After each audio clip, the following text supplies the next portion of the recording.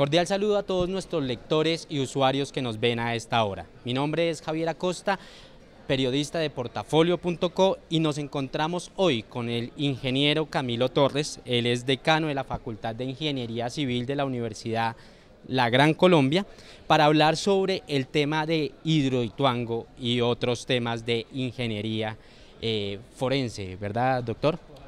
Bienvenido, doctor. Gracias, un gusto estar aquí. Doctor, comencemos preguntándole, han habido hubo denuncias de ingenieros y ambientalistas respecto al tema de Hidroituango, se empezaron a conocer recientemente, donde decían que habían unos problemas y algunas irregularidades estructurales sobre el tema. ¿Qué se conoce, doctor? Bueno, lo que conocemos la Ingeniería Nacional es que evidentemente hay unos problemas de estabilidad de las laderas que conforman la estructura de la presa y de los túneles que construyeron a efectos de desviar el río, y también en el manejo que se le ha dado a la evacuación oportuna de las aguas pues, que se van reteniendo en la presa. Estos problemas de estabilidad, pues digámoslo así, son de esperarse en unos cañones de esta naturaleza. Nuestra geología colombiana es muy compleja. Justamente en esta zona del río Cauca hay varios sistemas de falla, empezando por la falla Romeral, que es una falla que atraviesa todo el territorio nacional o gran parte de este, y son materiales por naturaleza muy susceptibles a ese tipo de fenómenos. Eso es básicamente lo que conocemos. Es un poco prematuro, de todas maneras, establecer las causas de esas fallas e inclusive los responsables, que es a lo que en algún momento tenemos que llegar.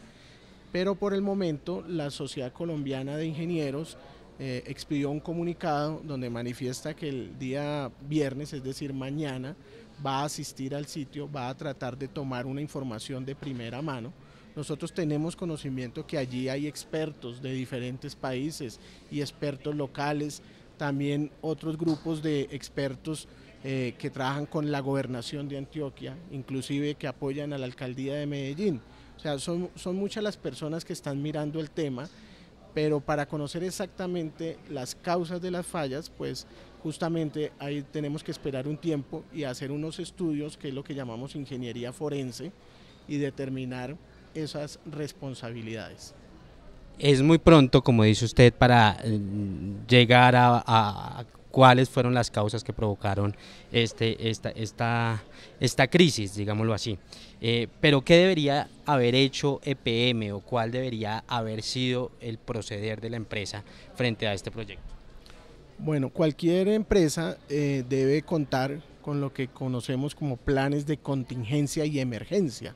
Es decir, en caso de que ocurra cualquier falla o cualquier incidente que ponga en riesgo la vida de los habitantes de los municipios, tanto aguas abajo como aguas arriba, en este caso del sitio de la presa, vemos que finalmente es la Unidad Nacional de Gestión del Riesgo, la que ha atendido en gran medida los efectos sobre la comunidad.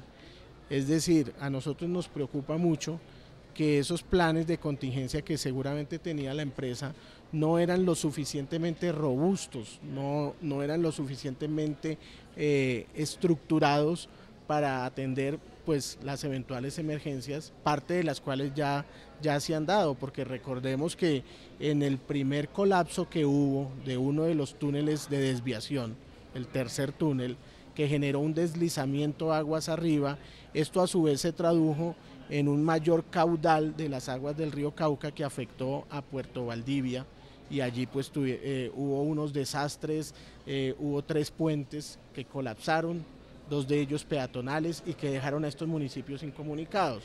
Entonces, de alguna manera uno sí espera que una empresa de esta magnitud, de un proyecto de esta envergadura, haya previsto muchas más acciones que vayan más allá de la atención que el Estado, pues como socio solidario de esta clase de proyectos, tiene que atender.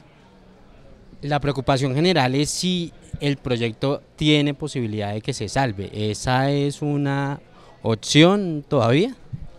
Sí, cuando hablamos del tema de probabilidades, pues podríamos decir que así como hay la probabilidad de que falle la estructura principal, pues el diferencial sería la probabilidad de que no falle.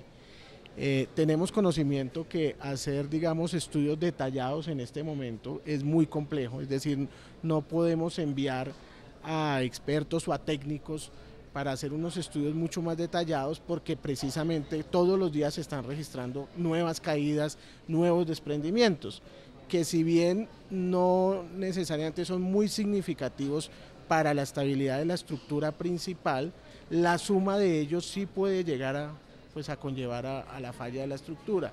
Y también hay otros factores que son de orden natural, el factor climático, si las lluvias son persistentes, si tienen unos niveles muy importantes o por ejemplo lluvias extremas o inclusive sismos que puedan llegar a presentarse en la zona, pues ahí sí el escenario sería mucho más apocalíptico, digámoslo así, y las probabilidades de que falle serían mayores.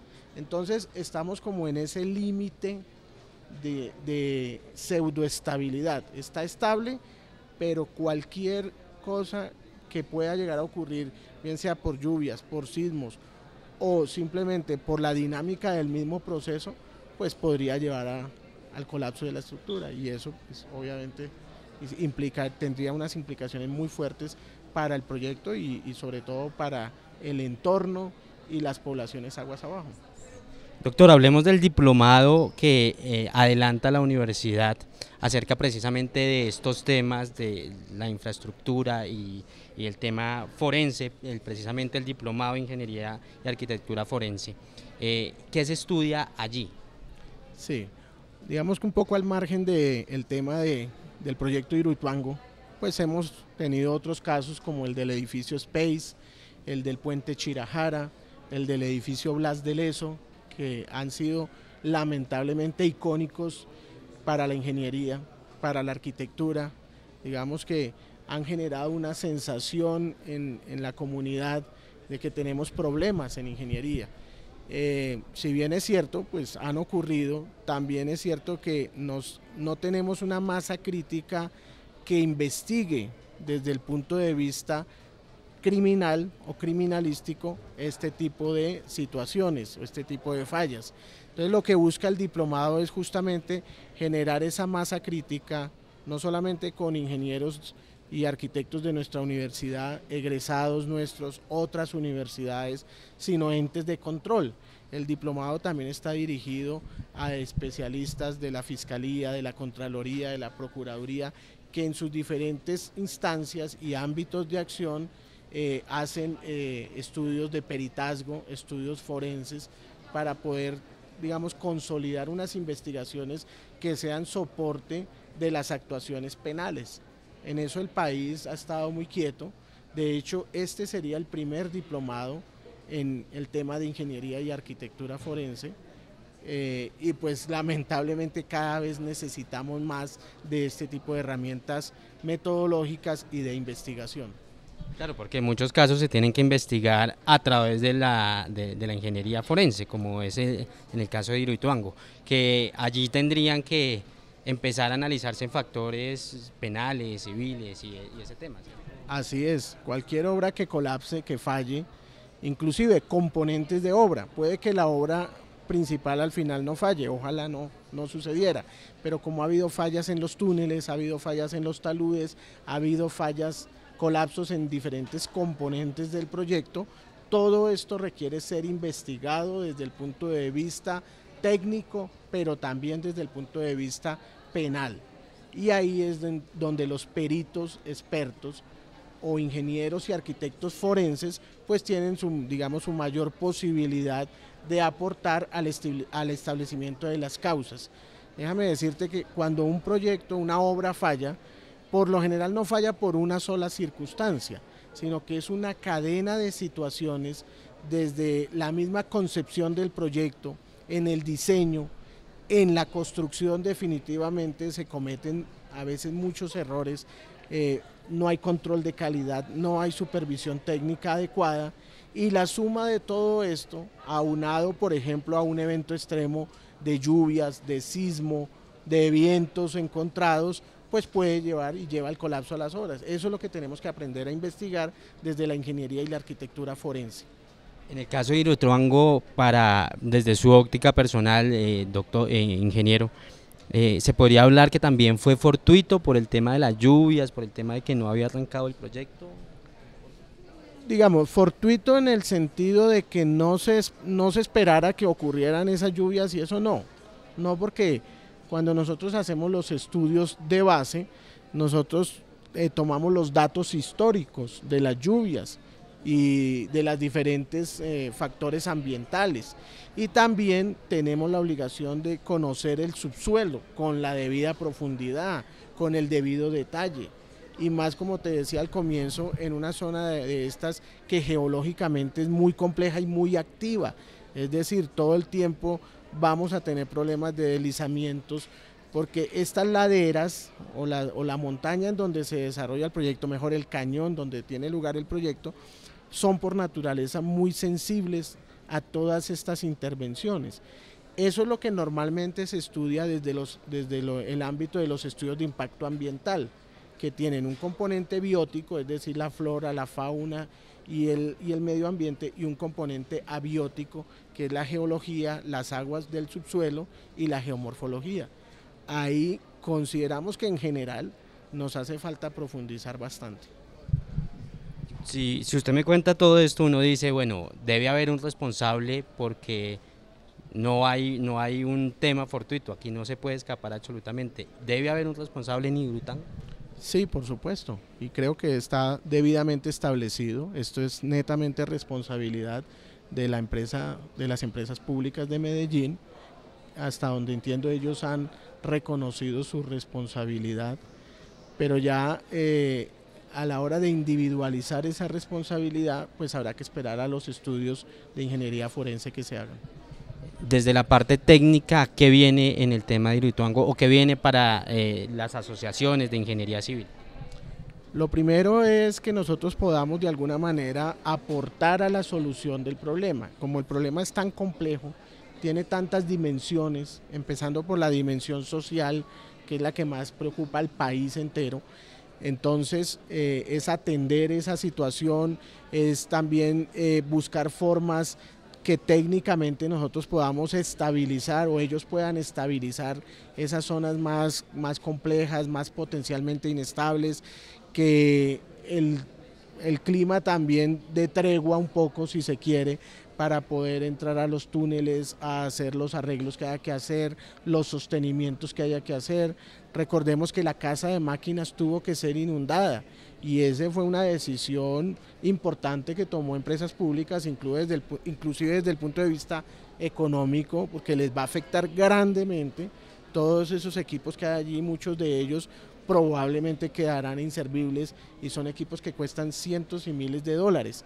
Entonces, ahorita las asociaciones de profesionales, considero yo, debemos estar atentas a aportar a las diferentes soluciones, con los expertos, con los técnicos, con diferentes fórmulas que se nos ocurran, conociendo nuestros materiales y conociendo nuestros ambientes geológicos e hidrogeológicos. Y posteriormente, entonces tendrá que venir una fase de investigación, que ya es más de entes de control, de fiscalía, de policía judicial, de ingeniería forense, para establecer realmente las causas, los responsables. Luego eso ya tiene unos efectos judiciales, penales, ¿cierto? También entra, por ejemplo, los consejos profesionales, el COPNIA, que es el de ingeniería y profesiones afines, para que ellos evalúen cuál fue la actuación de los profesionales que estuvieron allí, y en caso de que encuentren que hubo omisiones, que hubo faltas de ética o de responsabilidad, como lo hicieron en el caso del edificio Space, pues tendrán que hacerse las sanciones que correspondan a la matrícula profesional. O sea, esto puede tener muchos efectos realmente. Y lo otro, como academia también, pues tenemos que reflexionar para poder retroalimentar los procesos de formación académica. Porque claro, también se puede pensar que en muchas cosas estamos aprendiendo, y el hecho de que entre la ingeniería extranjera al país pues se volvió un reto porque desde que está entrando ingeniería extranjera en muchos proyectos también hay muchos problemas. Entonces, ¿hasta dónde la ingeniería colombiana tiene que volver a jugar su papel que le corresponde? Porque somos realmente nosotros los que conocemos nuestro territorio y sus particularidades. Doctor, muchísimas gracias por habernos acompañado y nos haya podido resolver algunas dudas sobre este tema tan complejo y tan importante para el país. Y nosotros los invitamos a que sigan consultando nuestra página web y sigan leyendo nuestro periódico impreso Portafolio. Muchas gracias.